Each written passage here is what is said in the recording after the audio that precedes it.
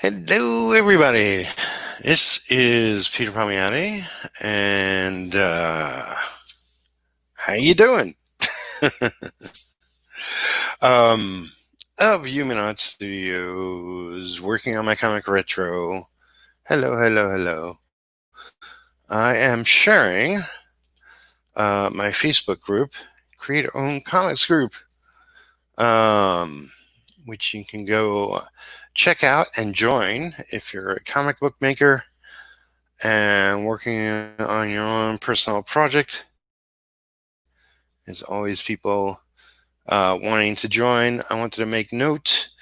Todd Mulrooney is going to be interviewed by me on my other YouTube channel, creator-owned YouTube channel, which you can click on. I'll put it in the below the video mumbo jumbo, but you can go to my Peter Palmiotti YouTube channel and see the link for it there as well.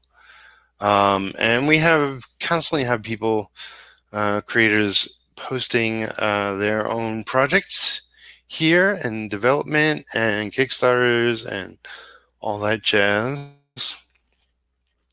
So thought I'd share a bit with you this morning, this afternoon. What day is it? It's Monday. So apparently Matt Johnson is a rising star. So it's a webcomic. Jack Holder, do you like fantasy comics? I like coffee. Is that what she's drinking? I don't know. Jorge Enrique Perez Bucciardi, I guess. I'm bad at names. Blasted Souls, his project. Not even try, but this looks good. Wingless Comics. It's now on Kickstarter. It's going, gone. As my post. So these are my moderators: Chuck Pignot, Jason Webb, and Karen Lewis Bonfiglio. So go subscribe to my Creator Own Comics YouTube channel. Beyond the End of My Street. I thought there was a picture with this, but Taco El Gato Comics, some project he's working on. Anthony Moore, Muffin Man, if you're into that sort of thing. I'm trying to stay away from muffins. Wade Vezica. It looks like a manga type comic. Here's somebody practicing character designs for upcoming episodes. And here's somebody blocking out some stuff that would be, well, that's Beyond the End of My Street again. Has my foot taste.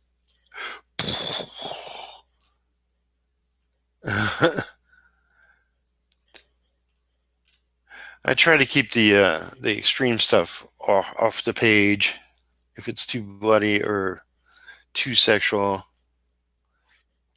There's a whole rules section on my group you could check out. What is this? Epics of Enkidu. Rand. Looks rad. Peter Brieo, working on his sharing. I wonder if he's part of it. Yeah. He got a Spacey Award finalist.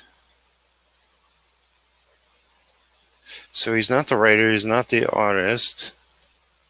He's not the letters. Maybe colorist? Curious. So, this guy Nelson posted some art he did, but it's not comic related, but I left it up there anyway. So here's Here's Todd, currently on Indiegogo with his project. And interviewed, somebody posted. Artist Tiffany Groves. All sorts of posts. Apex Comics posted a video they did. Bogdan Mistikan, Jungle Adventures, he's working on. Sean Keenan has a channel, Comics to Movies, on YouTube. Go subscribe to that. J. Travis Smith posted some awesome art, and so on and so on. I don't know what this is. It's part 1, apparently. Tim Ellis. Not sure if these are real and he just made a cover. I don't know. I'm not going to read it. Somebody working on that comic on Drunk Webcomics. Okay. Somebody posting, if you're interested in comic lettering, he has a course. And more of that. So before, he talks about comics and comic book news on his channel, Josh Goldstein. More Todd, Florida Man. Scorpio, Black Lives Matter. Some neat art. Eric Dominguez. Matt Johnson posting some art. Happy Juneteenth. So I have a lot of YouTubers, a lot of artists. There's also Agency, another book. There's also a number of writers and... Hey, Chuck. An interview with Chuck. Apparently he's a comic daddy. Hey, that old 9-volt anthology by Marshall Lee and Frank Salazar and apparently 7 other creators. So yeah, anyway, okay. Back to the drawing board. Hey, Frank. Hey, Marv.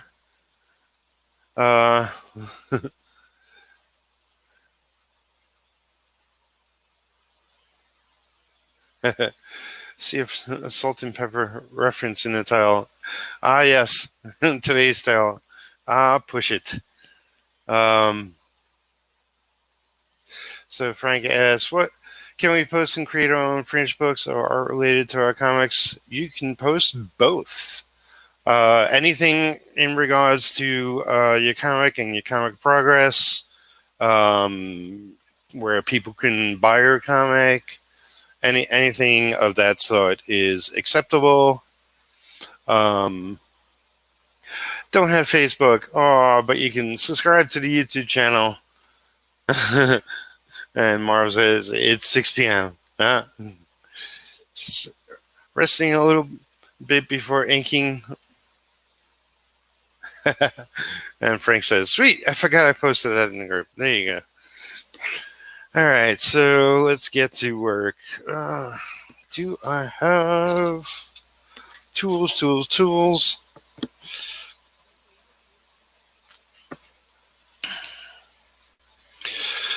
So let's see, a little catch up, I guess. Now that you've seen my Facebook group and a bunch of people posting in it, and hopefully my repairograph won't give me trouble. I cleaned it, refreshed the ink, and looks to be okay. All right, so a lot of monotonous work here, but backgrounds are even more important. Let's see, should I do this? Yes. All right, so yeah, so my goal here is to post every day, but I took a bunch of days off but I'm back. Therefore, push it, because there are things in my life taking me away from having a normal schedule. One of which is I'm not getting decent sleep. And so I'm trying hard to get back on a normal schedule.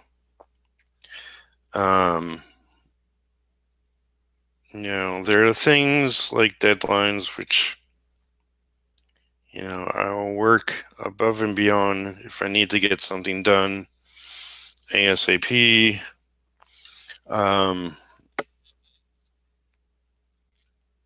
And yeah, because I've streamed a lot last week, not only on this channel but other places, and connected with friends. And does this give me trouble? I hope not. Don't give me trouble. Trying to keep my point clean. Might be. No. Damn it. Alright, I'm doing this off screen, but yeah. Dang it. I cleaned it, put in a new cartridge, and you can't see I'm doing this on my scrap paper to the right of me. It's giving me a bit of trouble. Yo, bastard. Alright. In order to avoid bleeding on the paper, and because my other repeater graphs are too thick for what I want to do here, this is unavoidable. Unless I get this not to leak. I might have to switch to another page, which is why I originally switched away from this page. I was meaning to get back to, but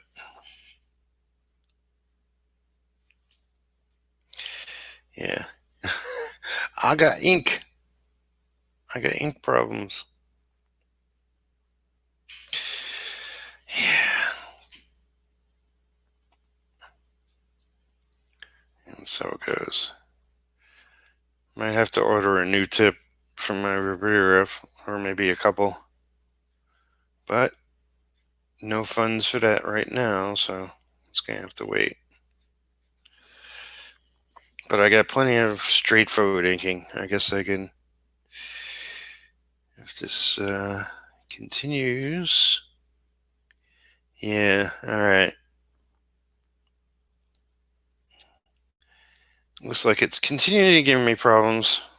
So, alas, this page will have to wait. And give me a second. I'm going to grab another page. Thanks, Marv. I do like this page. Unfortunately, I can't work on it right now. There's little bits I can do with repair with Quill, but I want to get all the technical stuff done. So, alas, be back in a second.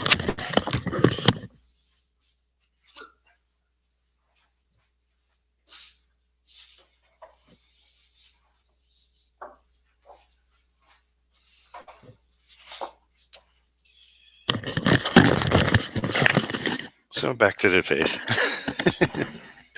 Back to this page, which is totally brushwork or quill work or whatever I choose. So I'd be doing this. That's a drag. All right. I got a fresh page. This is what my scrap paper looks like. So I got me a fresh piece. And so I can get to work. Okay, this.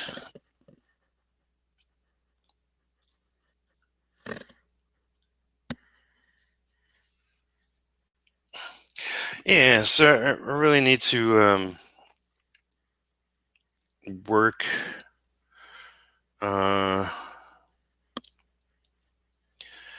within a normal schedule and avoid things outside that perimeter.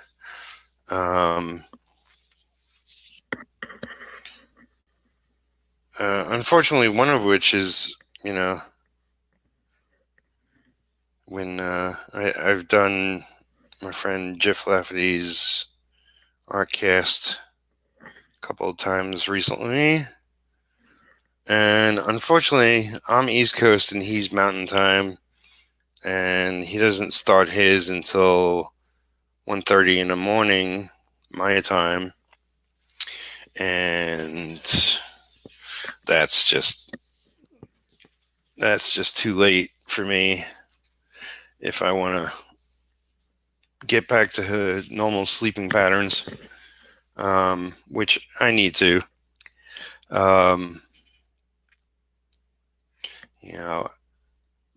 My my sleep habits have gone the way of the dodo bird. Yeah, I mean, everything's been nuts in globally speaking, which hasn't helped. But it's just life and everything.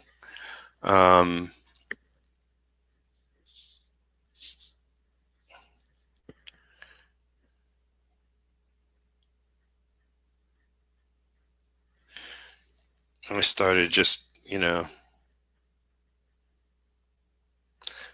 allowing it to get out of control. And now I'm pushing towards getting it back under control. Because it's just been too long.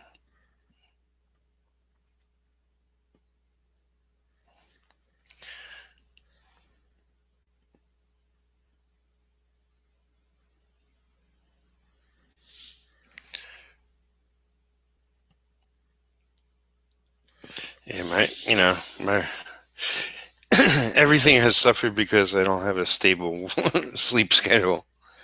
My eating habits, my sleeping habits. I gotta have time down from work, and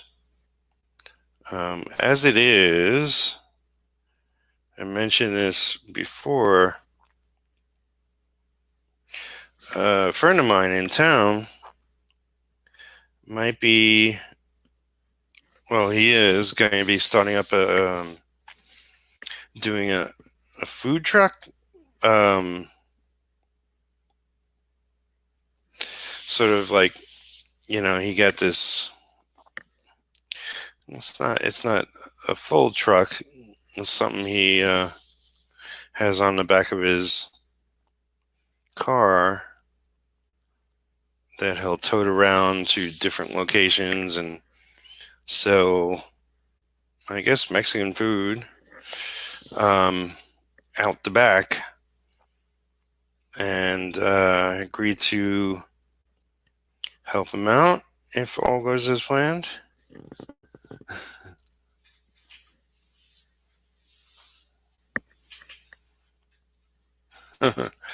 Okay, cool. You can go check out Mario, aka Marv Artwork. I'll be with Jeff and Jib next Saturday in the US, 5:30 a.m. in Portugal, where Marv is from. Sunday, cool. Wonder what episode that is. What day of their 100 days?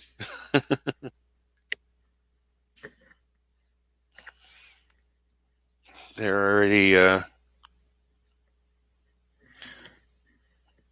forget, day 15? I forget. So yeah, I'm just trying to get onto a normal schedule. Yeah, I was mentioning my friend might do his food truck business. It's new business for him. I became friends with him years ago when I was working, part time, full time, uh, at the local Mexican restaurant. There's actually 3 in town, so I worked at one of them, and that was originally when I was uh, engaged and living with Lisa, my ex. Still a good friend. And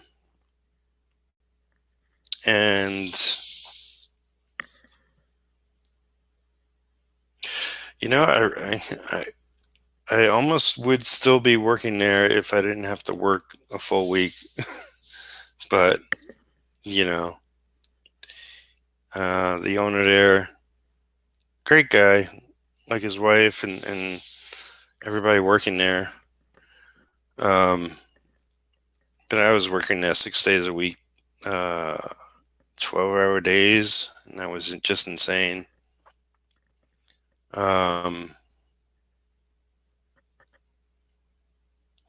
So we'll see what my friend wants to do and see if it cuts cuts into my schedule greatly. The only reason right now I would consider it is I'm just not making enough. I had too many projects fall apart. What am I seeing? Flies? So in order to keep my personal project going, and also other projects I'm looking to get done, need to pull in more money. And frankly, I need something maybe outside of art and comics that's a little more stable. So we'll see. I'll, of course, let everybody know. And, depending on the hours and whatnot, we'll see. So Salazar says they did day 17 last night. Is it probably Marvel will probably be in the 20s, right? Cool.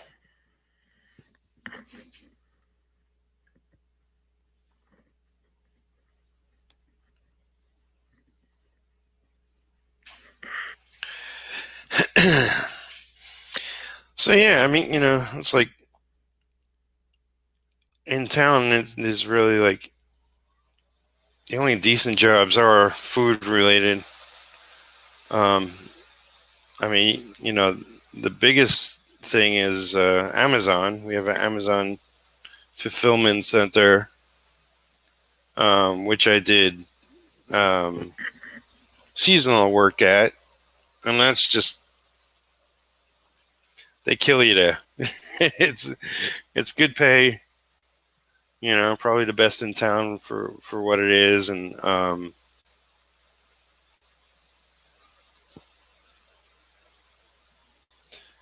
but it's really like it's crazy to keep up with what they need and want. And I'm just getting too old to do that kind of thing. Not to say that my friend's venture won't be totally insane, but I'll play it by ear.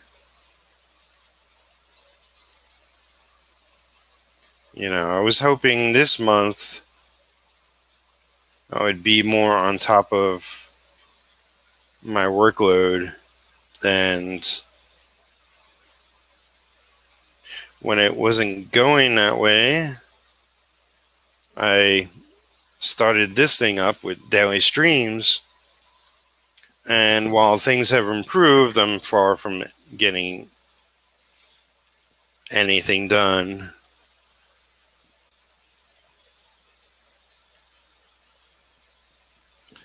So I've been kind of very disappointed with that.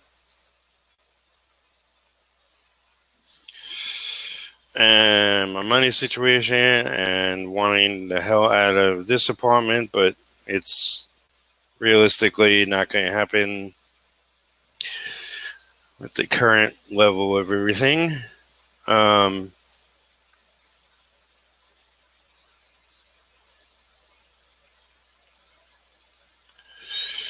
and I was seeing somebody that's long distance, and I think we're pretty much not a thing anymore, and that sucks. But it's also kind of, I don't know, kind of my choice.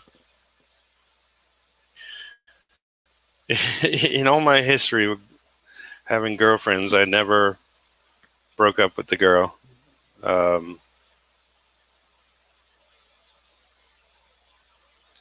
Not to say it wasn't also my decision, but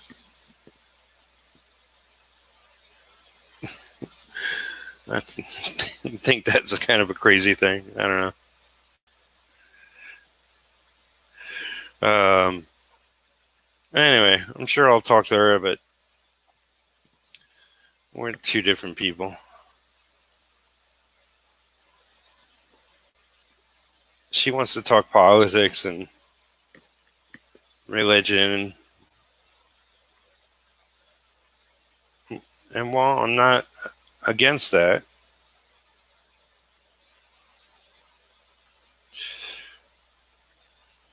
she does have the focus of a firefly. It just drives me nuts. It's like, you don't want to talk politics to me, and we start talking politics, and then she'd go off into another subject, and it's like, I thought you wanted to talk politics. But I wanted to tell you about this and that and the other thing, and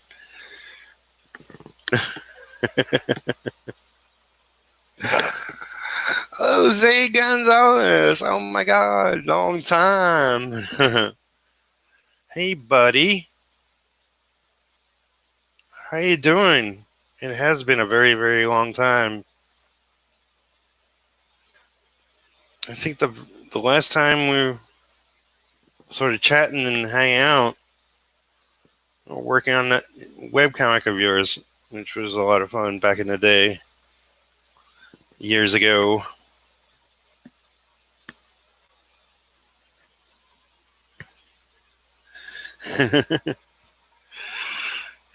Seven years,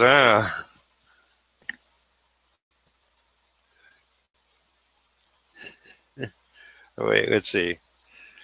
Thought I'd drop by and take a look, rekindling my drawing engines. 7 years, wow. Cool. That's awesome. I'll have to see if I still follow you around the interwebs and check out what you're working on. This year's my creator-owned project retro. I had an artist pencil it, and I'm inking it. Hope to get it out this year. Working against all adversity in my life and globally speaking.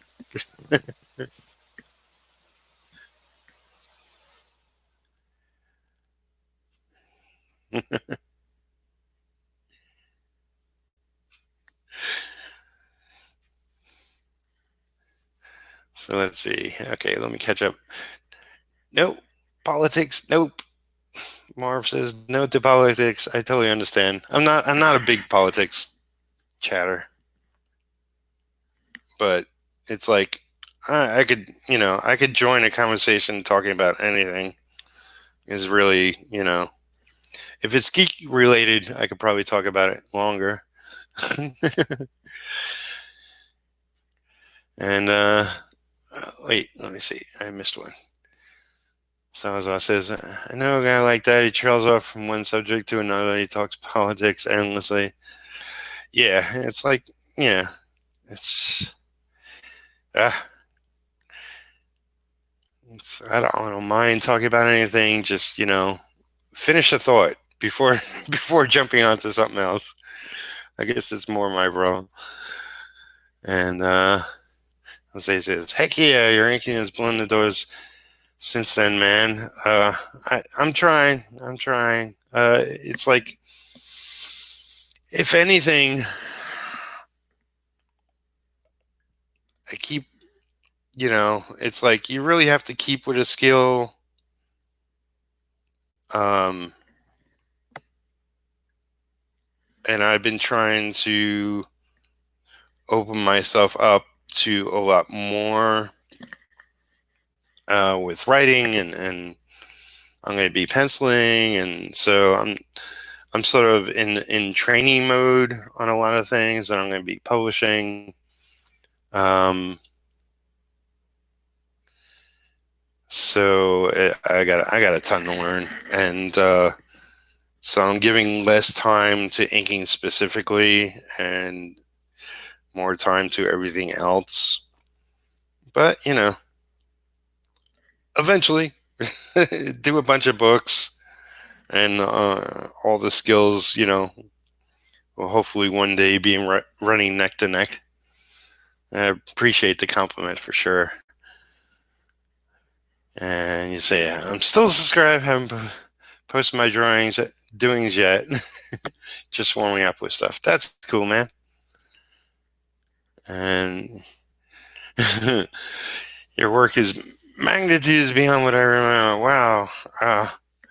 Well, this isn't my penciling. If you didn't hear, this is an artist, Rich Fisher, who penciled the first issue. I will be penciling the series, but because Rich has gone on to focusing on painting. But I do, I have improved with my penciling for sure in the last couple of years. Although,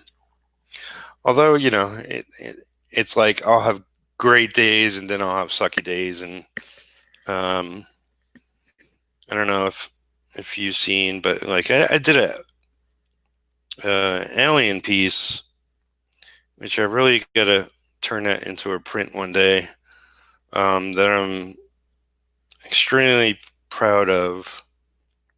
And I love Alien, so I guess it was easier in that sense. That to me is still by far my best work, as just me drawing and inking a piece. I've done some things recently, something I call Mystic Night, and what was the other one? Night Flyers, and original names. And those are in the right direction of where I want to take my art. I gotta do more just original pieces and sort of fan art pieces. I plan to do a lot more in that regard. If I can definitely, I've been thinking recently if I can definitely sell a lot more of my own art, I'd be much better at bringing in money. So it's definitely on my radar to do a lot more of that.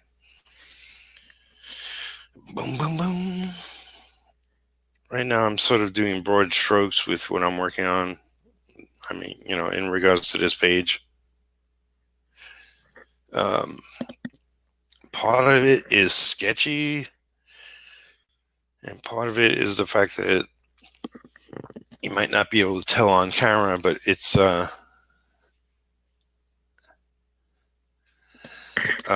blue line that I'm inking over on this got a couple of pages of blue line. The rest are actual pencils.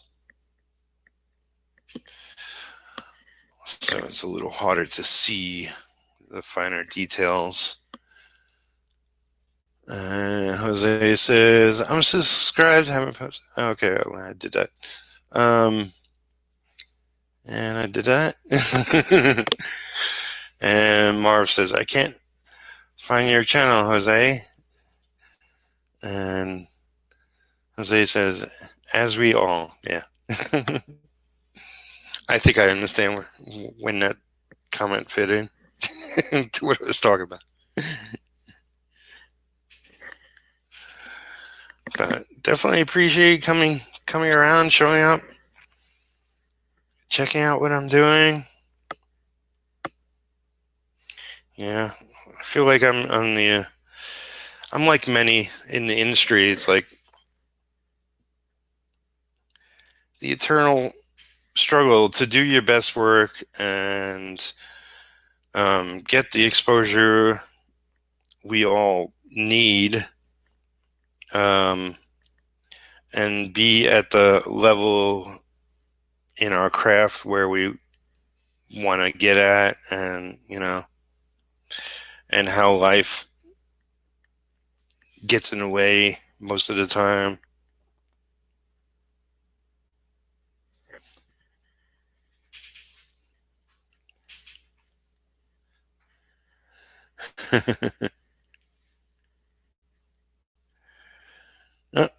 Let's see. Say, Mary, I don't have a channel. Sorry, I never YouTube, just blogs. And he goes, Twitter or Instagram. And he goes, okie dokie, old school blogs. Old school meaning the popular ones at the time. Yep, I still have mine. I mean, I use it 99% to repost stuff, although I have intentions of doing more with it.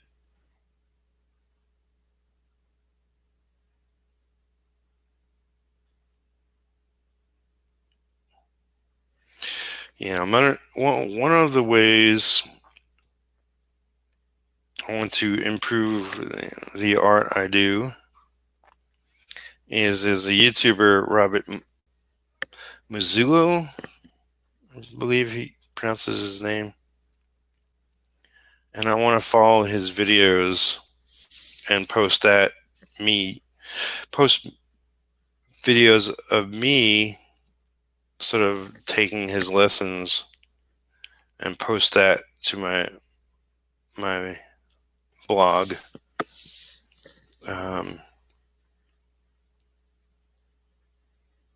So it would be an interesting little thing, and I thought of the idea a while back, and yeah, keep getting sidetracked.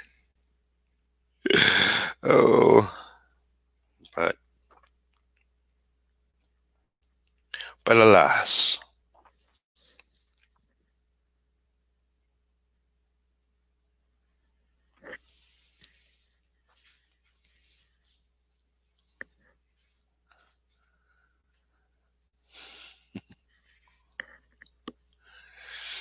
And Jose says,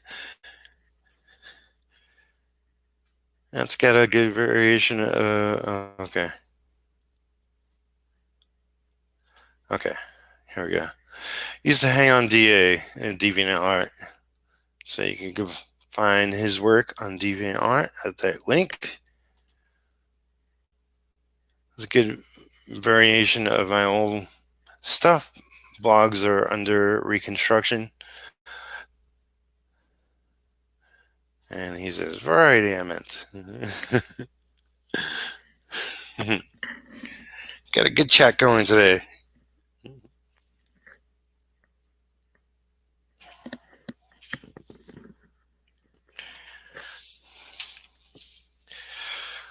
Yeah, if you haven't been to DeviantArt recently, within the last couple of months, they changed it up. I don't I hated it at first, and I refused to use it, but they turned everybody over to the new setup. I'm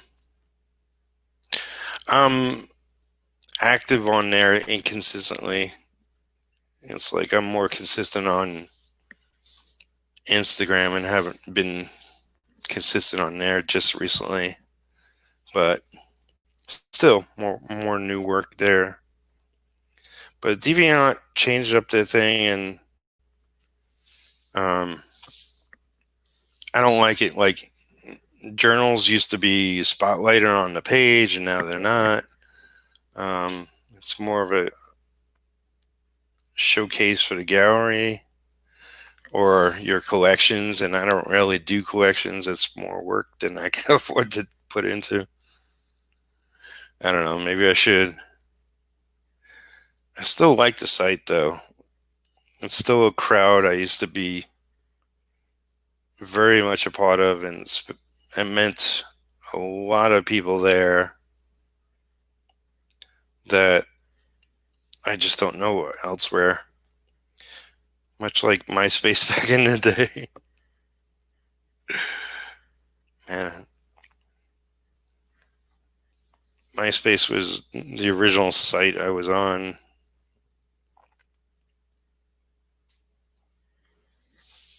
Not originally as an artist, but I guess I mentioned I posted artwork there.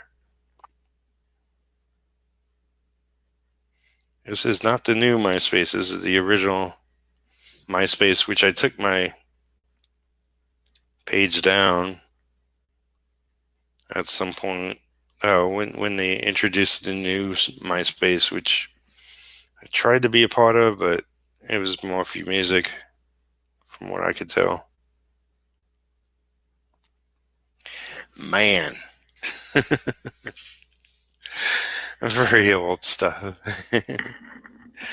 Yeah, yeah, I got some old stuff on DeviantArt too.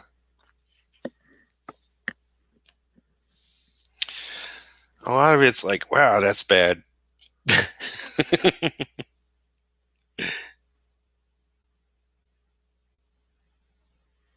But it's okay. Sometimes, you just want to sketch and not do a perfect finished piece. I mean, you go check out. I check out some artists on Instagram, and that to me is like the perfect sort of gallery spot. I just love the way Instagram is like, post after post after post. You see it all in just all there. And I look at some people's Instagrams, and it's like perfect piece of work, perfect piece of work, perfect piece of work. And it's like, man, there's no bad sketches. There's no bad finished works. It's like intimidating, and I know unrealistic. Like, every artist doesn't always do perfect pieces, especially if you're posting there daily.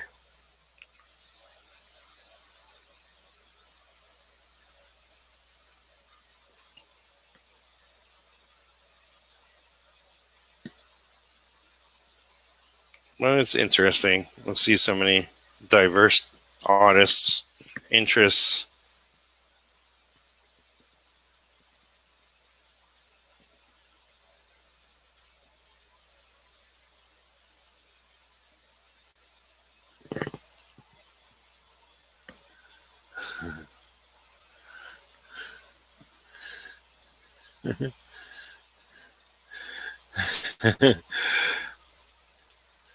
Jose goes, Marv, you rock too, man. Wow. Yeah.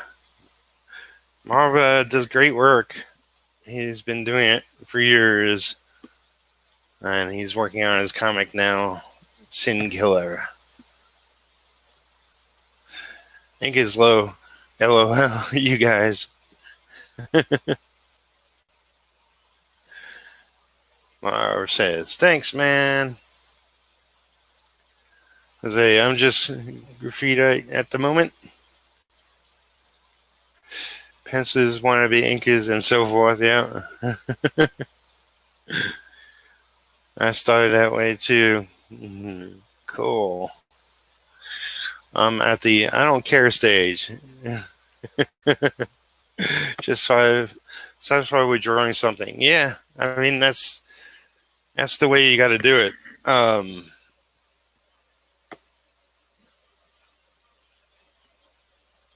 I try to even force myself to draw daily, and it's not always great works of art or anything that makes sense, but I just draw to get into the flow of putting paper to pencil every day. And it really does you good. You know, you'd be surprised. Like a couple weeks of doing that, and you see the improvements.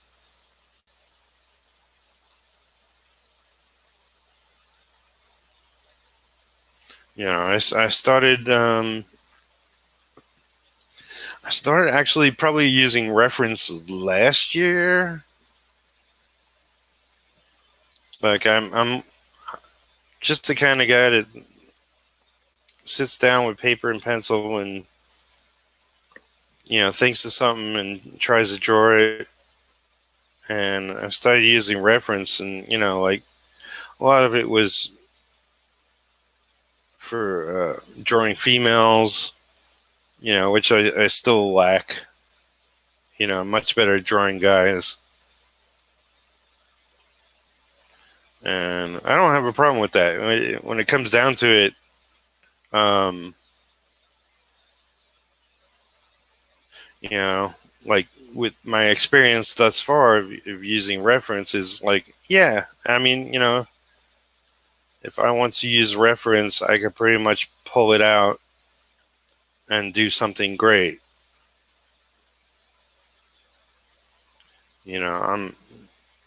I'm adept at using reference just as long as I give myself half a break.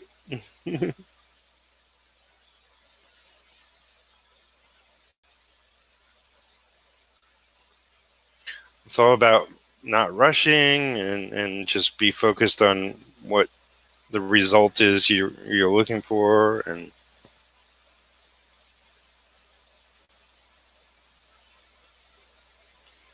And there's that whole argument, oh, you're using references cheating. Well,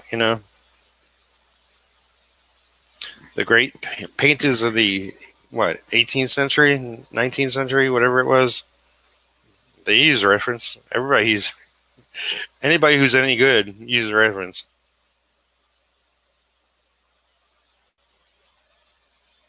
That's what I say, and I'm sticking to it.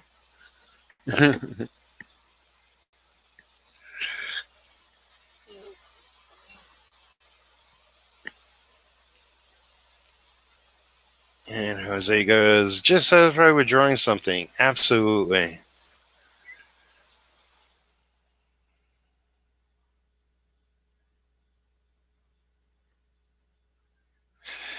I'm mowing down a very old box of number twos from my daughter's old school supplies.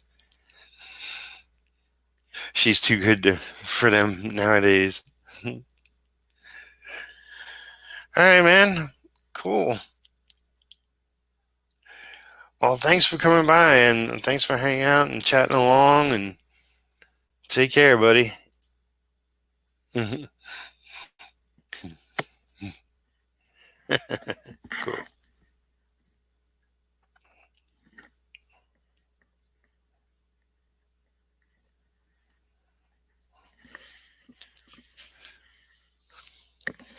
Yeah, it's always fun to hang out and work on art together and chat away.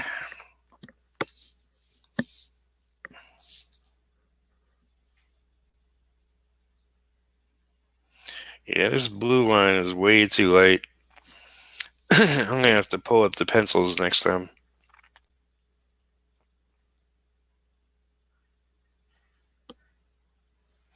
Yeah, I'm a little worried that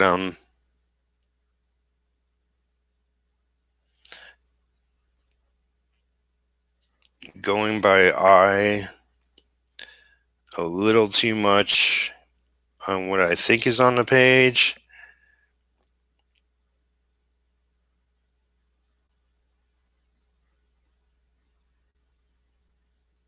And I should be looking at my pull up my files.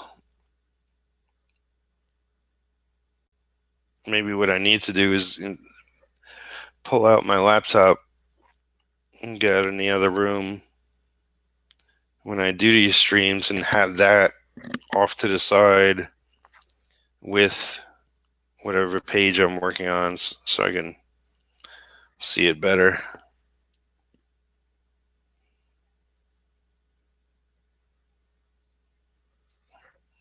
I thought about doing it on the computer, but then I have to make this smaller and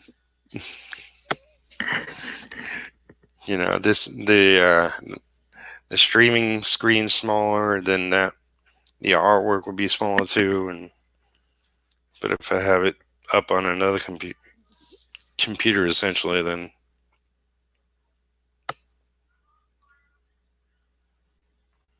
I might be able to see it all the better and not interfere with the streaming.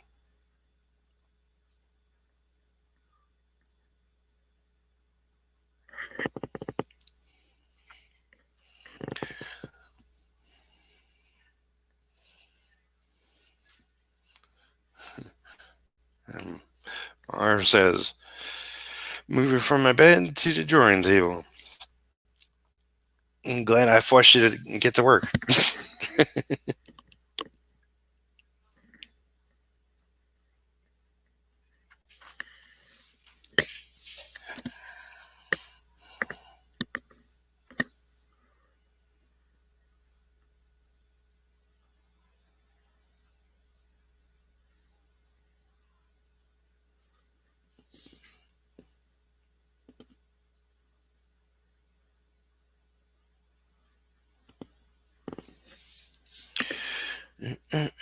So what else is going on? Oh, I saw The Five Bloods, the new Spike Lee movie on Netflix. It was really good. I enjoyed it. It's not an easy thing to watch at times because there's actual real footage sprinkled, well, more in the beginning of the movie and at some point in the middle. But yeah, just dealing with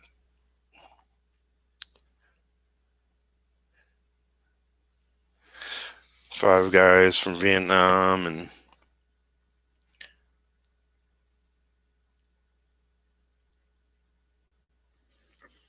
who went there, came across some gold, and now in the present go back there to go get it. Really good stuff.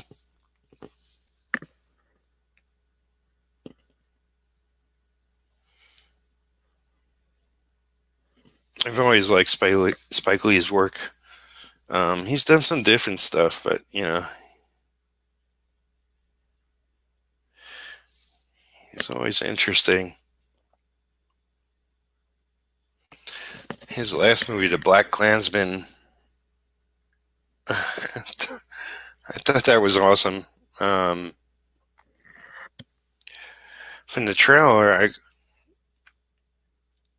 couldn't tell what the hell it was, if I would be interested in seeing it. And it's like, even with my favorite directors, it's not always I'll definitely see, all of whoever's work, but I gotta have some interest outside of, like just the director.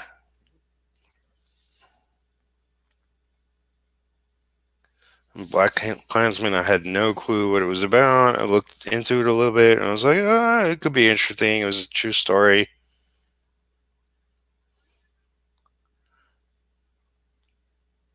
About a black guy, essentially, who infiltrates Ku Klux Klan. And, oh,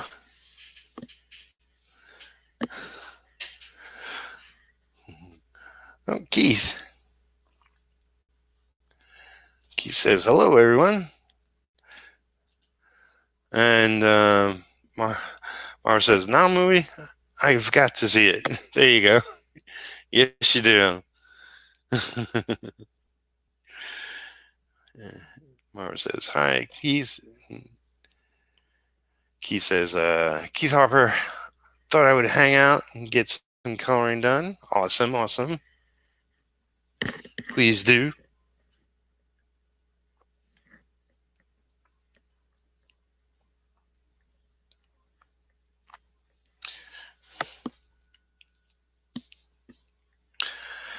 So, let's see. Black Klansman, Adam Driver was in it, and he's really good.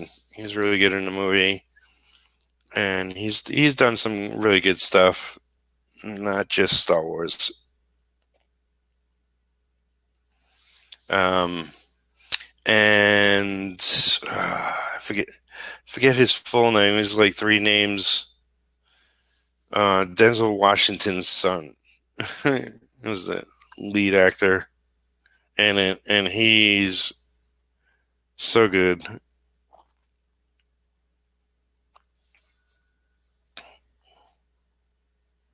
And I didn't realize it at the time, but I watched a HBO show called Ballers, which is Dwayne Johnson, aka The Rock. It's a football show, and David Washington, something like that. He's in it, and he's really funny in it. But he definitely plays a way different character in Black Klansman, and he's going to be in the new Christopher Nolan movie, Tenet. Really looking forward to that.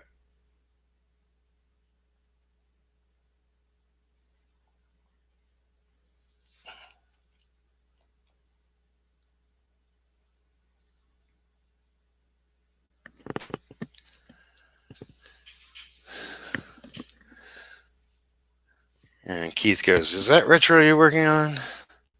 And I'll show it for everybody. Yes, this is retro.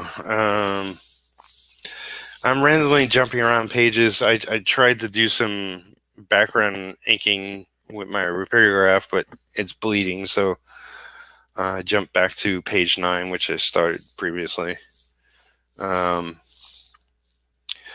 Just jumping around, getting inks done.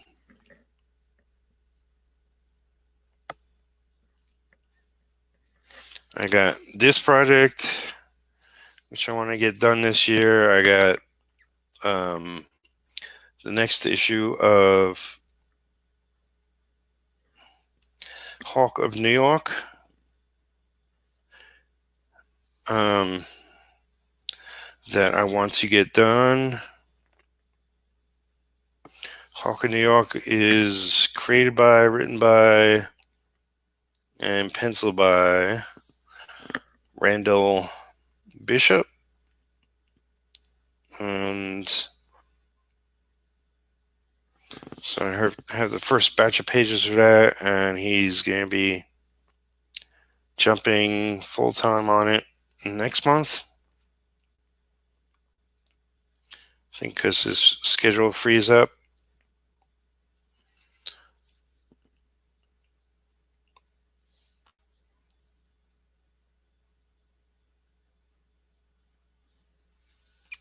And also inking a book called Chosen Few, which is graphic novel. It will be out digitally as single issues, but collected in print as one book.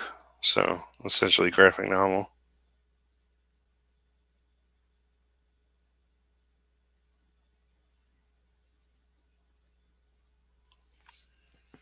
And that was a project created and written by Mark Torres. And I forget the artist's name, but it's his one comic project, and then he disappeared from the industry. It's a long story, but um, it's years in the making. Maybe I'll show some of that at some point on here. Maybe I'll show some now.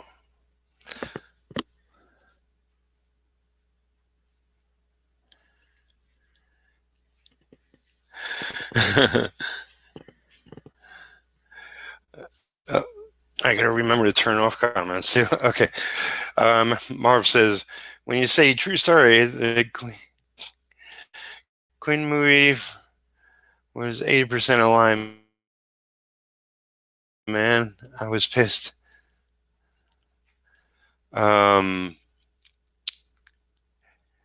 Is that the Mighty Quinn? Is that the movie you're talking about? I'm not sure.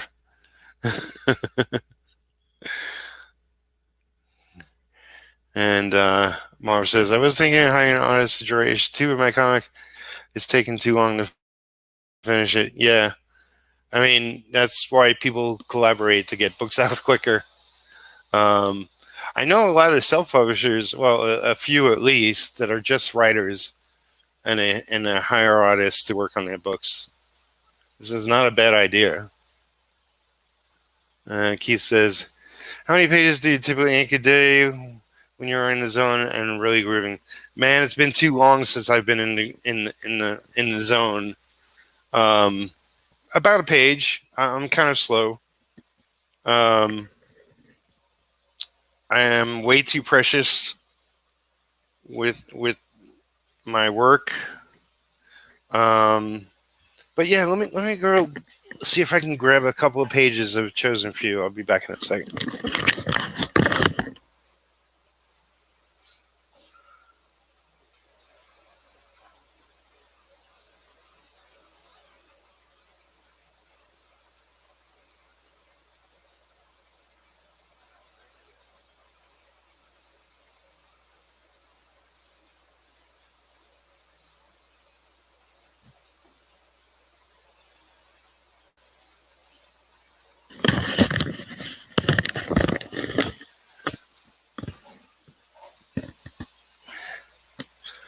Yeah, I really want to get back in the zone, but it's not even that I'm working on one project any one day. I'm working on multiple different things. So this is a 2-page spread that I'm working on.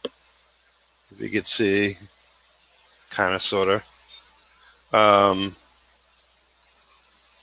Really like this guy's work. It's fun, clean, crisp stuff to work off of and have fun with. And this is more of a something I showed before somewhere. It's more of a page where you get the idea, and it's like it's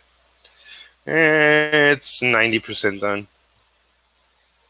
Gonna finish her figure, his face, belt buckle, his face. That's kind of almost done. Some of the pencil is hard to erase, so I gotta erase the pencil first, see what's left. Little things are belt, shirt, but really fun stuff. Not the most dramatic of pages, but as I get closer to a release date, which probably won't be until fall or winter, I'll show off more. The publisher wants 3 issues done before printing the first, which I could totally understand. So one of the things I want to do, and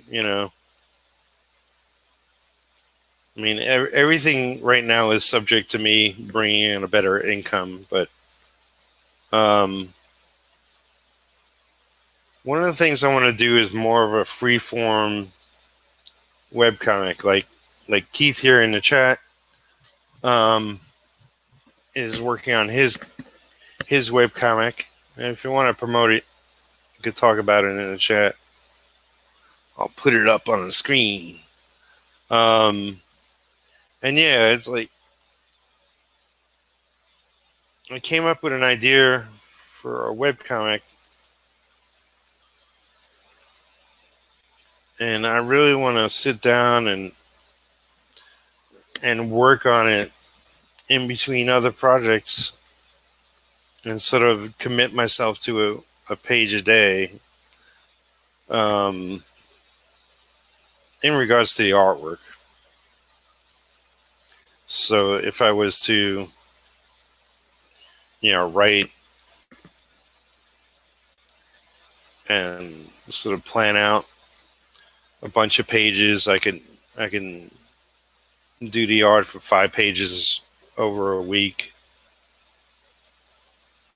And, that means that, it's like something I want to do that's less fussy, but more my natural skills, because I'd be pushing to really just get it done faster.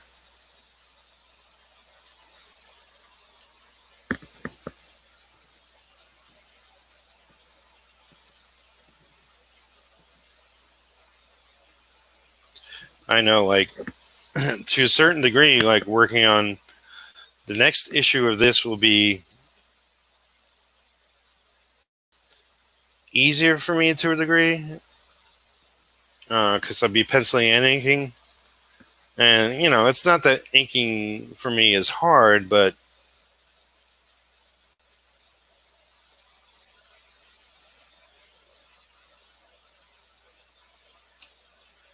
I don't know. It's, I guess I'm torn as to what I want this book as a whole to look like a little bit. And that's probably more.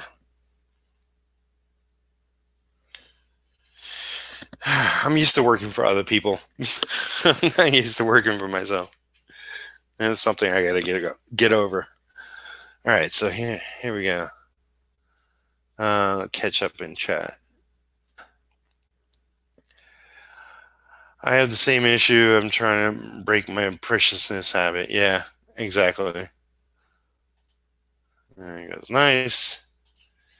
Mom goes, that's huge. Yeah. And Keith goes, looking good. Thanks. Death metal, Marv says, or something like that. Cool. Thanks, Pete. And here we go. Let's see his promotion. So, Keith Harper, the Davy Rocket Army-Mac, chronicles the star-blazing adventures of legendary frontiersman Davy Crockett. In a far-out future, blast off to adventure with the king of the cosmic frontier. Awesome. And I believe that's on Webtoons. Is that right, Keith? People can go check it out. Marv says thumbs up. Absolutely.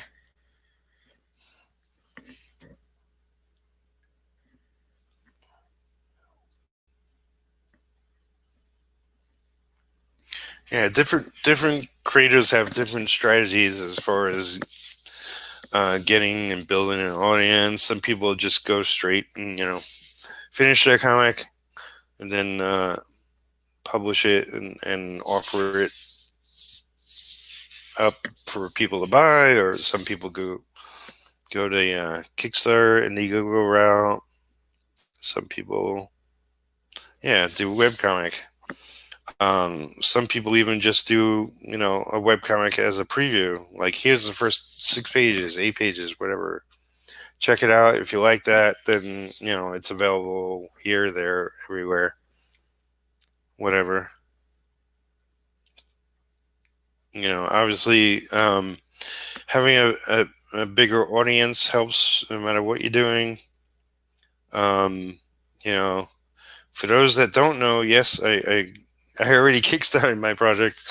It wasn't the attention, the intention of me kickstarting it wasn't to fully fund it.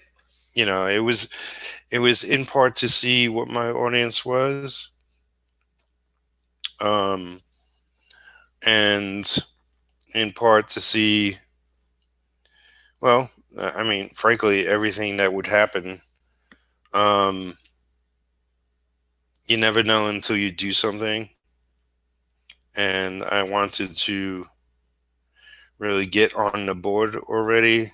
You know, it's like I've been sort of my finger at the trigger of doing it so many times before. And you always start thinking of every excuse not to do something, and I just wanted to go ahead and finally do it. Um, the only drag about it is that, at this point in time, I should have been done with the project. Um, and it was a little over a year ago that I got it funded. Obviously, I'm going to be way late uh, getting it finished and into people's hands, but life intervened, and now with COVID and all that, everything's put a delay on it. Um, but it's more my fault than anything else. Um, it's not how I like to work, but I was attached to like 8 different projects at the point of me when I was actually doing the Kickstarter, and um, I did a super short Kickstarter because I um, was so crazy busy that I couldn't afford to divert my attention for longer, because Kickstarter is no joke. It's a ton of work. You're constantly checking it. You're constantly talking with people, and you'd be amazed how many how many people come out of the woodwork with offering you work. Like, my particular situation was, I was offered a ton of opportunities because I was doing a Kickstarter, and you know, along with the projects I was already working on. Um, and frankly, you know, word to the wise, you don't know what's real until, I guess, you're signing a contract. It's like, because everything freaking, most things fell apart afterwards. Now, I did the 1 week retro Kickstarter, got it funded, past the goal I set, which I think I set it at 1,000, and it was 1,900, the final result, which meant I got like 1,600 in the bank. And so right after that, which this was a mistake too, I became part of the 100 Days of Making Comics Challenge, Anthology Book 2. And I love being part of the group. I love being part of the anthology. Not knowing, like, it really diverted my attention for the next 3 weeks. And then it was sort of my third crowdfunder in a row.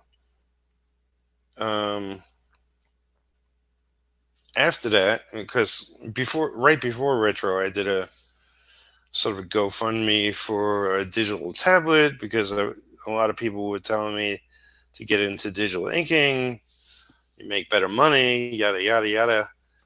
And in the end, and at the moment, that was a mistake too, because I've been traditional inkers since 1981. And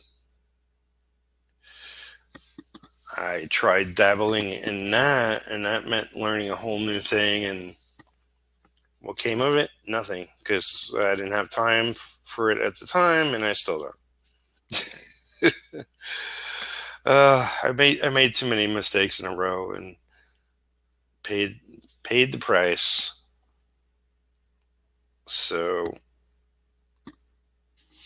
um, so yeah, after the sort of 3 crowdfunders, and mind you, with the anthology book, I had I did one of the stories. None of us made any money, except we got some books to sell. I sold 1 book thus far. If you're interested, I have other copies. Um, and I was supposed to write a book that didn't pan out. I was supposed to ink a graphic novel at really good pay that didn't pan out. I was supposed to write somebody else's project that didn't pan out. It was like all these paying gigs that any one of them would have set me up for the next 6 months. Um, and so for however long I was dealing with all those people, and it wasn't like oh, the day after. It wasn't like the day after everybody came to me and said, "Oh, sorry, Pete. The project that I wanted you for isn't happening." No, it was communication, communication, communication. Then eventually, um, either the people stopped talking to me. It's like, how do you offer me something and then just like stop talking to me? You know, that's bad business. Um, or I can't do it at this time. Like with the novel I was supposed to write, I totally understand, because all of a sudden the kid who I was going to write it for, his wife um, had a cancer scare, and so it was like that took priority in his life, and I totally understand. But it was a while before I found out that it wasn't happening. Anyway, I mean, this is what I deal with people I work with. I am, you know, maybe not smartly a handshake guy. Like, if you tell me something, I commit to it. And when things don't work out, I pay the price. It's just, I guess, stupidity on my part.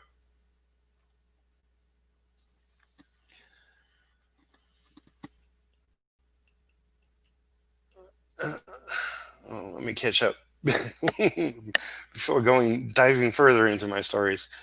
So Keith says, "Yep, I threw some links in the chat. I probably have to okay them on the YouTube page or something. But anybody can look up Davy Rocket Almanac, um, and Google that, and you'll find it.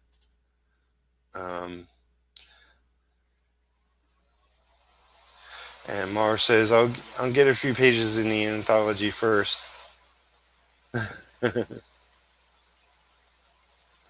There you go. Keith goes, "I'm thinking of print on demand at the very least. Not sure about writing a crowdfunder yet. Jeff and Gibran are pushing me in that direction now. Haha.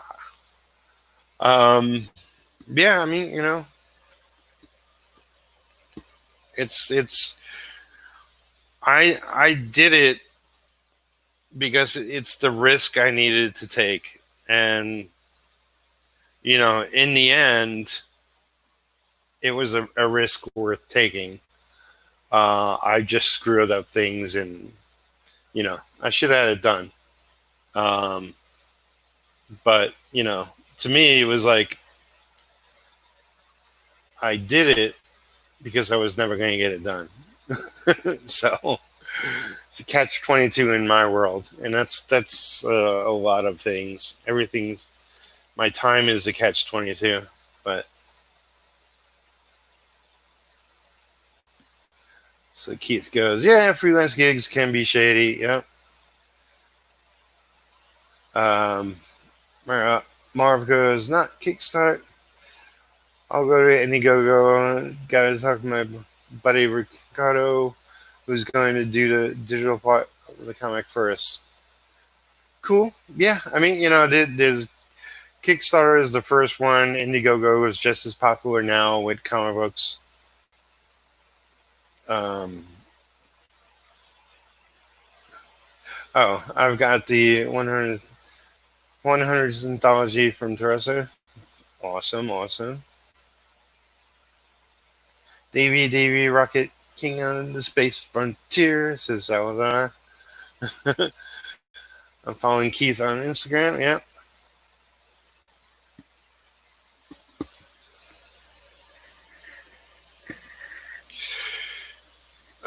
So yeah, I mean,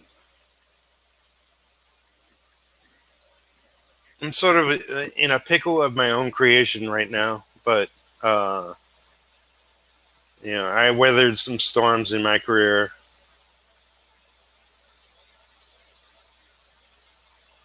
and I have some possible solutions to get me out of it.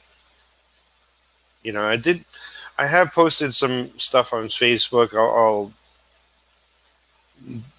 do more better of getting my art there and posting it for sale. And I want to do more original art and fan art. And at this point in time, unless something really substantial comic wise comes my way, um, I'm probably gonna just work myself out of a hole, um, by my own bootstraps. um,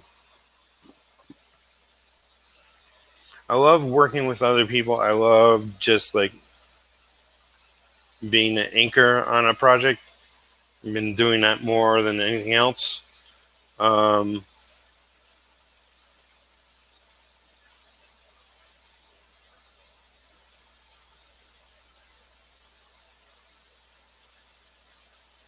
so it's just a matter of time. I was thinking the summer, but that was before.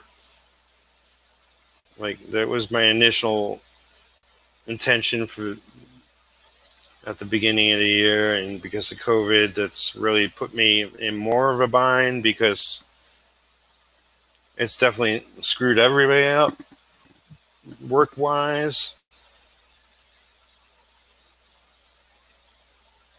So I'm not setting a date, but I'm looking to get it out this year. And mind you, like, just getting it into the Kickstarter pledgers, I'm not gonna print up 1,000 copies. I'm just gonna print what I need in order to ship those out. So I will go to reliable print on demand place and just print out X amount. In the end, I think it was, I want to say 80 plus people that pledged. Most of them during the campaign, a few of them outside of the campaign. I was thinking of doing it in Indiegogo as well, which I will, but I won't do it until after the Kickstarter pledges are fulfilled. So I'll probably do a Kickstarter update on the campaign pledge soon. I don't really have any new information other than I'm working on it every day as I can. Boom, boom, boom. Okay. So progress on Retro is happening. I know a lot of people are excited to see the issue, and so am I.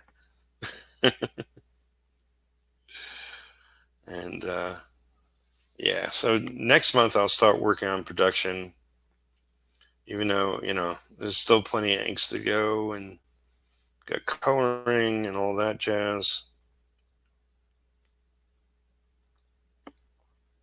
And that was another holdup early on. I gave the first 5 pages that I had inked to the colorist that you'll see on the Kickstarter page, that I can't change once the campaign is done. But so that's wrong information.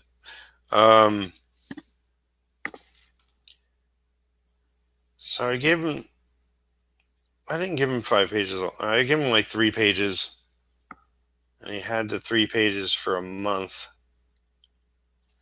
And I had to start messaging him and saying, "Hey, where's the colors? Where's the colors?" And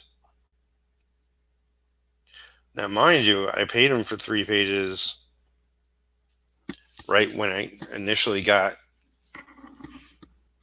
the Kickstarter money. So I paid him for 3 pages off the bat, and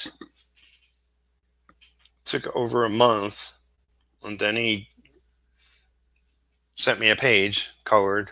Well, a page sort of partially colored for me to check the directions to see if I liked what he was doing and everything was colored right and so on and so forth, which I was okay by me.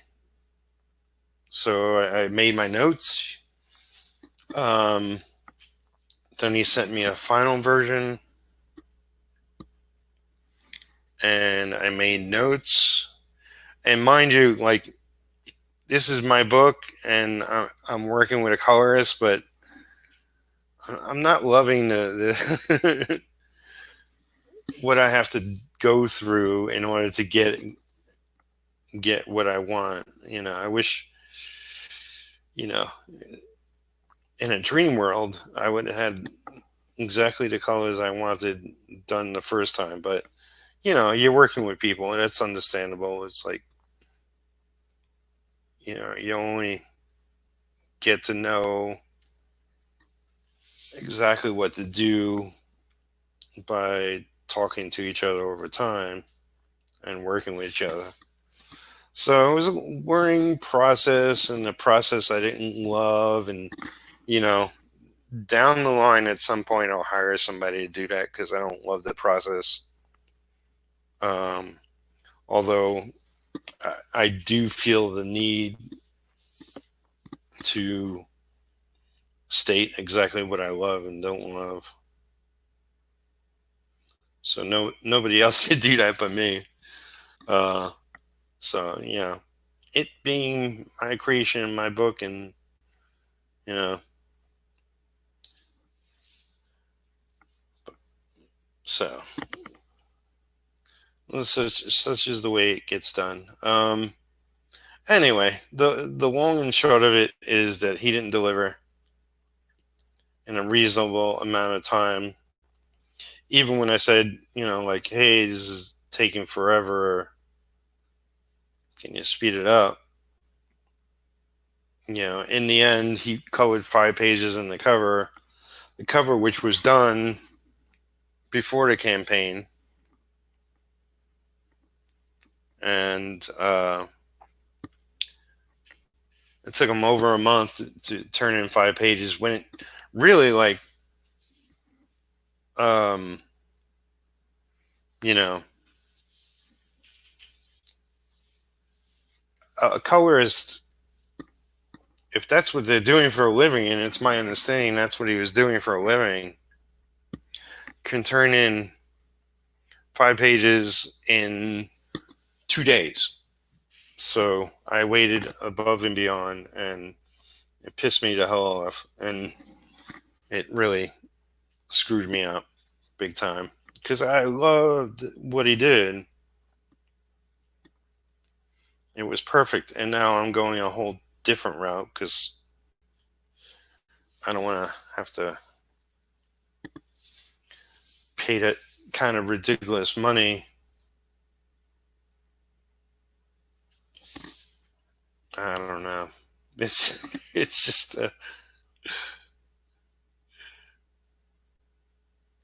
it was such a pain in the ass. Anyway, in the end, I have my friend Marshall Lee, and he's going to do it like 80s comics. So very, very straightforward, simple coloring to the book, which, the good part of that is the artwork will be seen.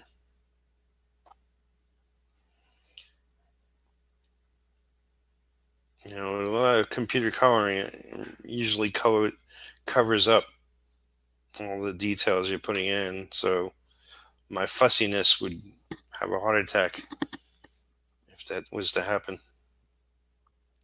So by doing straightforward coloring,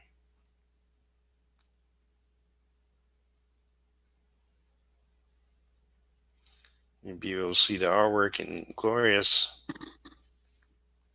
detail.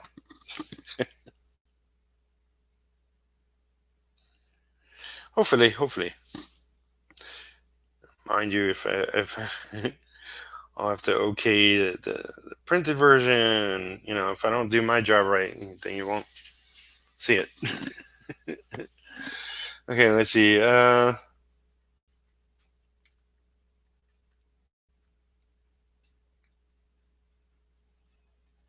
me go back.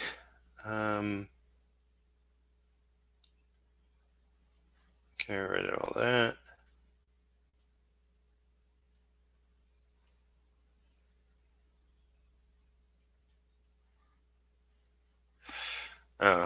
Okay, so Salazar says, I got the Werewolves and Unicorn anthology from Thomas Cummings. Still haven't read all the stories yet.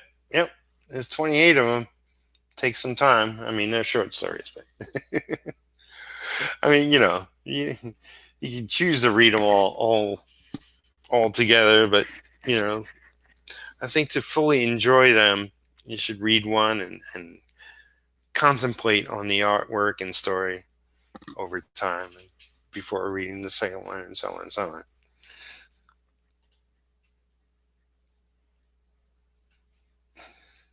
And Salazar doing business in my chat saying, Mar, have you ordered your copy of the 9-Volt anthology? And Mar says, not yet. Thinking he paid for my boss. I'm supposed to get paid on the 8th, only next month or so. I hope you get paid, man. Um, need to work on Captain Courage. I need to get it printed, so I print out my own copies right now. I'm working on an 8-page story of the Grey Canuck.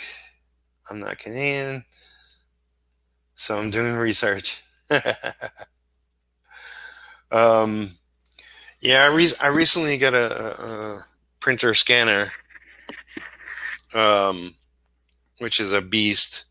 I had a small. This was also one of my holdups. What am I clicked on? Okay. Um, most of, well, I guess my time since I've been in Kentucky, um, well, actually this town. So we're talking past 10 years. I've only had a small scanner, 8x10, and the print on it originally worked, but eventually it gave up, and I gave up trying to fuss with it. But I considered it a great scanner, but it was only for anything 8.5x11. So if I wanted something like 11x17, which is what artwork is done on, and go to the local copy center, print out a copy regular size, then come back home and scan, eight, essentially a small copy of the page, and then that will be a good scan. Um, and you could do that because you don't lose any detail. Um, and I scan at a high res level, and as long as the copy is good, then everything's okay. But it was like, then I had to work around the copy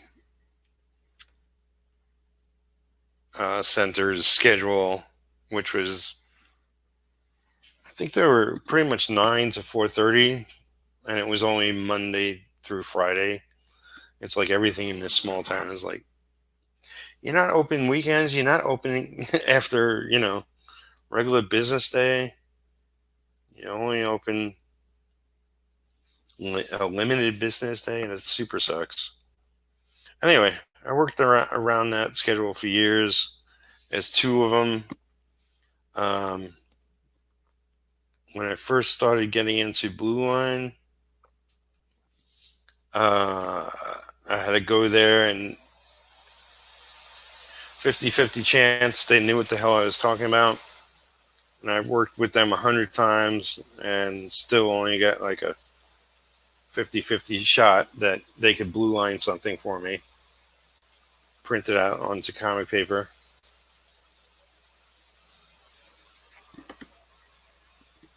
Anyway, so yeah, I did eventually get an Epson. It's full size 11x17 scanner. Well, it's actually bigger than that. And I could scan comic pages now myself, and I could also print. I'm not sure. I'm only sure of the printing quality from what I've heard from friends, but I've only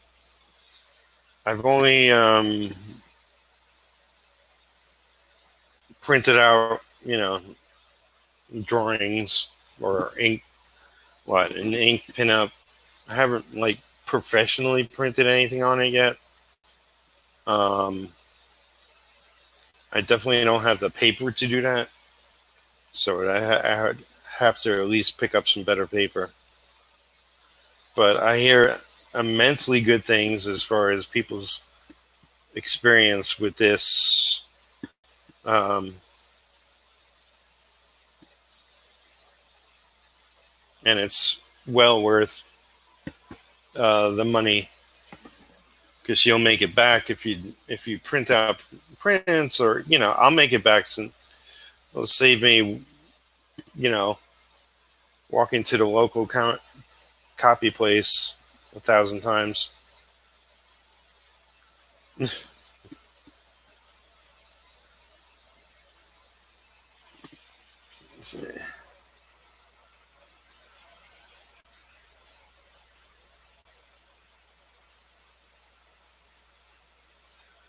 So Zalazar says it's going to be the second 9-volt anthology. I have to finish it by September 1st. Well, it's only June. That's plenty of time. It's an 8-page story. And Mar says, research and sketching, my favorite parts of doing a comic. Yep. He says, another panel done. Yeah. Starting another. Awesome. Keep it up. That might be what I need, a scanner and printer combo. Yep. It's like, it's not like going to, I don't know, let's see, Pizza Hut and Blimpies, like fast food chains that combine a store. It's actually like having a printer that's a scanner too is highly useful. And it's more than that. You can use it as a fax machine. And there's all kinds of bells and whistles that I haven't even explored yet. You can definitely use it as a doorstop. It's just freaking. It's like 5 times what my old scanner was. 5 times the size, 5 times the weight. When I got it, it was like, oh, I had to drag it into my apartment. It's crazy.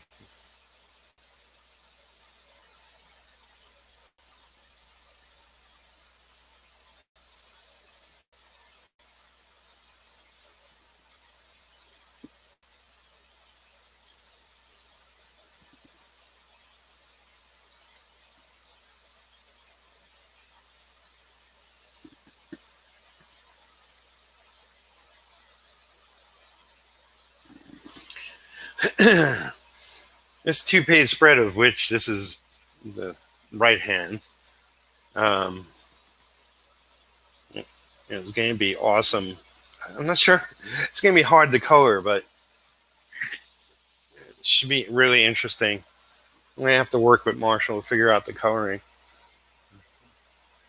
And Keith says, hey, Pete, do you have any more of the 100 anthologies for sale? Why, yes, I do. It's pretty much cover price, which I think it works out to $22. If you want to buy a copy, I'll message me on Facebook, or if when I'm done, I'll message you. So if you're interested, buy one now.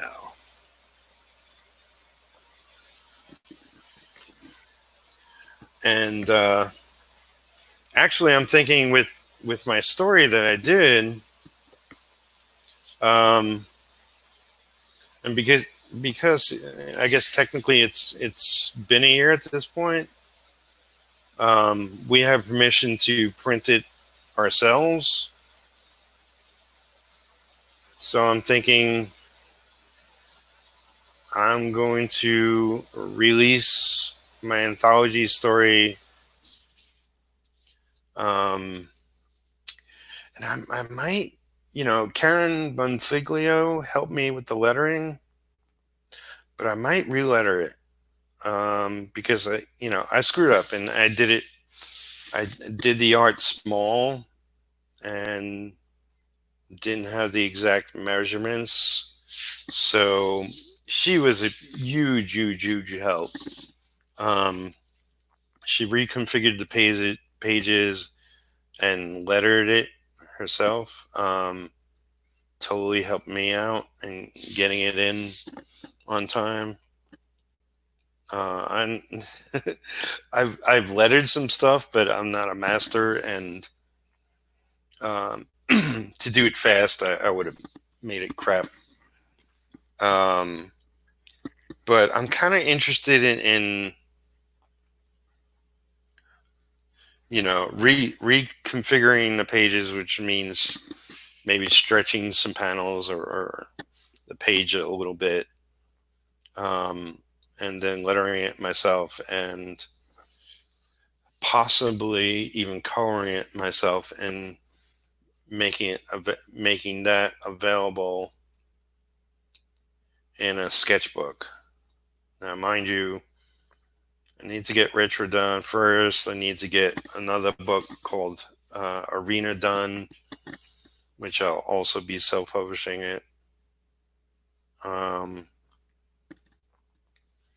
and then after that, I got short stories I got to do. I got to do a Retro Zero story, the origin of Retro's name. So Keith goes, okay, will do. Awesome. Um, do I have both? I guess you mean the D100's anthology book. I might have one Life in Space, but that's my copy. I didn't do anything on the first anthology, so I didn't get copies of that. So I only have the second one. Sorry about that.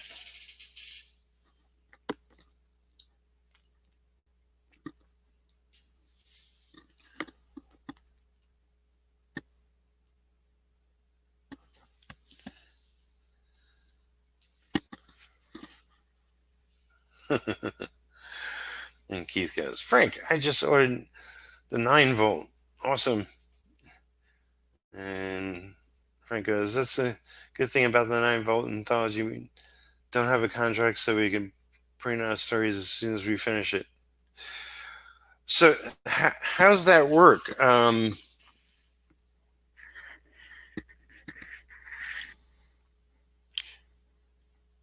Well, I guess I guess I should watch your episode on the ARTCASTERS on Jeff's show. Um, like, I was wondering about how do people get paid? Are people getting paid? Does everybody get a cut? Yada yada yada. Is it only for printing? Like the D100's anthology, which is the 100 Days of Making Comics challenge. For those that don't know, I've done it myself, which is there's a playlist on my channel. If you're interested, there's more information in that. Um, but I know the 9 volt works differently, and that's Marshall's. Essentially, the people in it are part of Marshall's. I'm forgetting the name of it. That site, which I have one too, but I don't use it.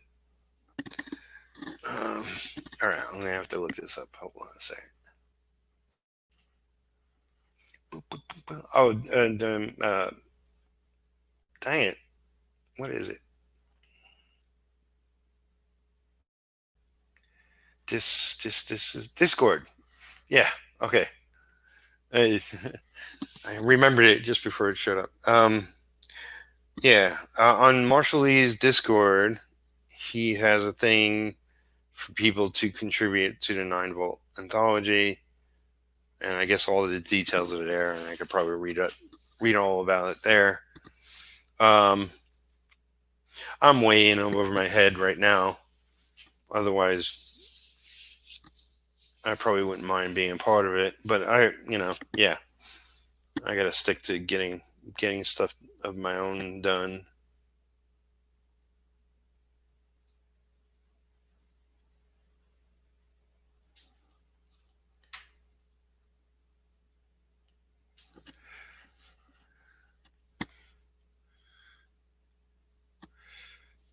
Yeah, someone says, "Is it AAA creators on Discord?" Yes, Yeah, I have a Discord too. I really should probably go and reconfigure it a bit and um, put a lot more on it and put the link down below for future streams. It's another one of the million things I got to do. I really need an assistant.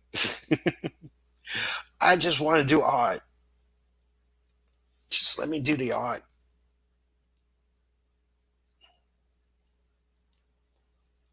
Get somebody else to do everything else. Do, do, do, do, do, do, do.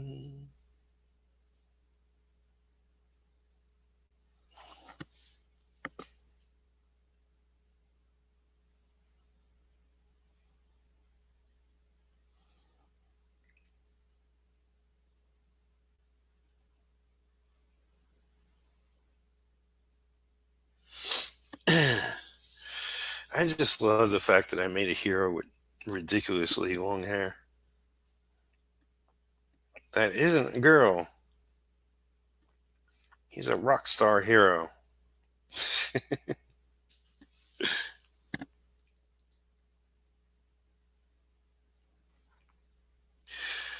I mean, I was thinking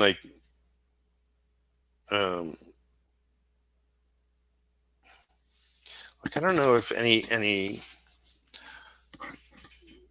Greek mythology Hercules ever had long hair. I know his hair was curly. I don't know if it's the same in different people's visions of him. Just sort of wonder if he had. But I mean, there are sort of hero type characters that have long hair. I don't have an exclusive on that. Um, and Rich drew it as it's sort of long, wavy-ish hair. I think unless I decide differently later on, I'll probably go more wavy. Yes, but it curls at the end and more. So we shall see. One never knows. Nothing is written in stone until it actually comes out. Is what I always say. Yeah. How many books I've worked on for other people where things have changed along the way. I remember working on an issue of Aquaman, and there was flashbacks. I guess part of it was flashbacks, part of it was dream sequence, and in those sequences were different variations on Aquaman or something, and some other characters, and they wanted changes made. It's like, no, no, no, this is the wrong costume. You got to use this costume, so that means we got to redraw it. I had to, Jim Calvary had to re-pencil it, and I just re-inked it, but it was just strictly like what was changed. So it was like the little figures, yeah, and they're in different outfits. Not doing the whole page over, for sure.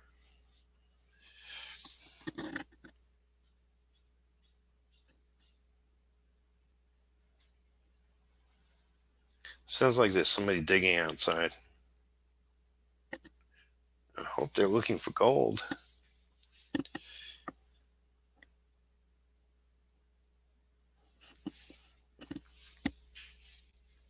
Samson, big hair.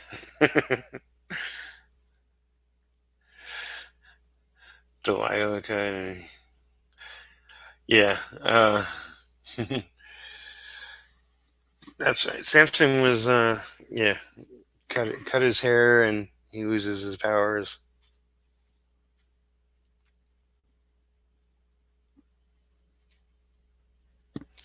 Yeah, I mean, I'll tell you right now. Retro's hair has nothing to do with his powers. I just wanted him to look cool.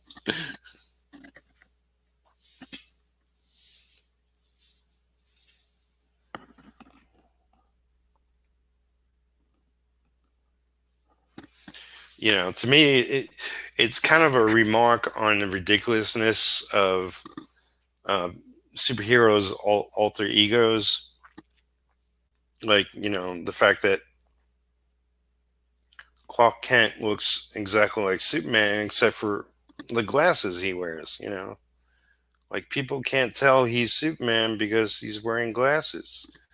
So, people can't tell that, what do I call him? It changes, but until it's imprinted, it's going to change. Um, so people can't tell that Robert is actually retro because he wears his hair back in a ponytail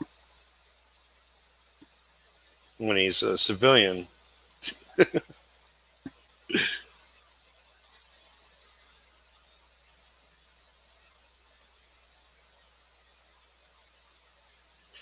I don't know if people gather that themselves if they read the book, or if you know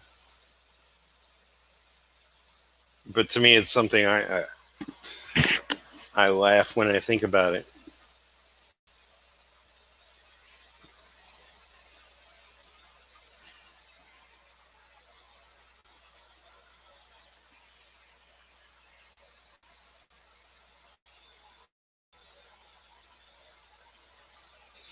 Oh, so Salazar says about the 9 volt. We have to buy our own copies, and if we want to sell it, we can. Okay, cool. He asks, he says, cool. Keith, cool. I think about 60 copies have been sold already. Who is making their money? We get Jack Squad through, and I could say I am public. Yeah, I mean, any project you're a part of and published is published, and that's awesome. So Keith says, I gotta run, guys. Good hangout. Keep making comics. That's right, Keith. Thanks for coming on and hang out with us and chatting. Keith Scasser has some copies of the first anthology on his site. It's about $50. So I haven't thought to buy one yet. Huh. Well, yeah. It's limited. It was only whatever was printed.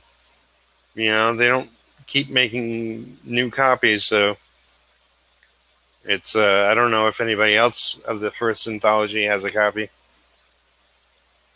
But maybe if Scott's selling it for 50, maybe I consider selling my copy. If I do have one, I don't know. I have the poster. I think I got the book.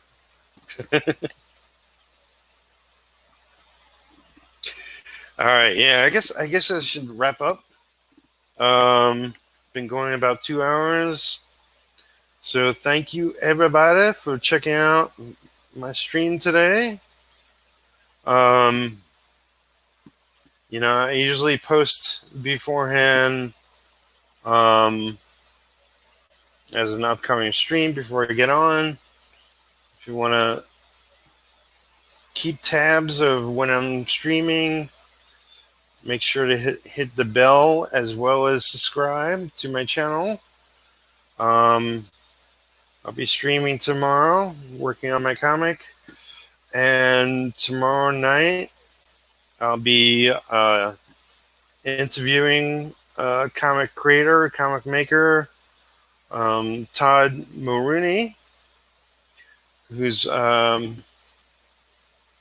crowdfunding his latest comic, Florida Man, who was written by Mike Barron. Mike, you might know Mike Barron's name from many, many comics. The Badger and Nexus comes to mind. And I'm sure he'll talk about his experience working with Mike, working on Florida Man, and more about his career overall. So it'll be fun to chat with him. Yeah, and if you're a comic creator, please join my Facebook group, Creator Owned. Answer the questions. If you want to join, you must do that. So I know you're for reals.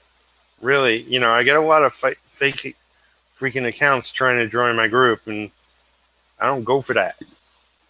So that's what a lot of that is what that's about. And also, I want your specific insights into my questions. But yeah, okay. So thanks for checking me out, and I'll see you again tomorrow. Give the video a thumbs up, and if you really want to support me, become a patron. The link is below the video. And thanks. Take care, everybody. Talk to you later. And make comics. And why won't you end? Okay.